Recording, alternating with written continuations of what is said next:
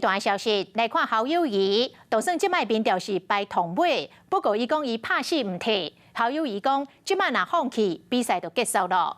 侯友宜昨暝到台湾大学甲学生来座谈，发出着家己的4个坚持，讲伊只要做总统，就会清查民进党8年来的弊案，会比地检组搁较彻底。但是要安怎清查，要安怎做，并无说明。结果去互民进党的立委经体讲大高空，就是虚话无实在。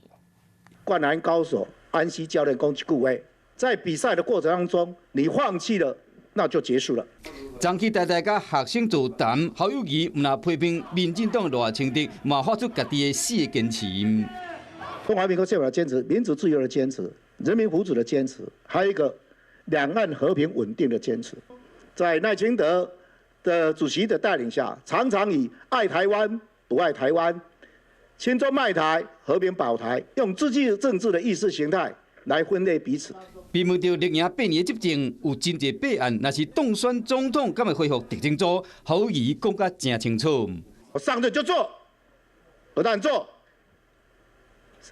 比特侦组还做得更彻底。侯友宜他现在在塑造他虚假的硬汉的形象啊，那每次都是呼喊一个口号，却没有实质的一个论述的内容。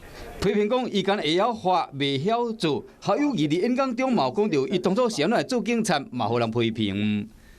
我记得我18岁那一年，刚好之前老蒋逝世，国家退出联合国，我当时选择了进警官学校。媒体人周玉蔻伫面册写文章，甲提醒讲，台湾退出联合国是1971年，老蒋的过身是1975年，差3冬半。侯友宜各方论述嘛被质疑讲是抄的。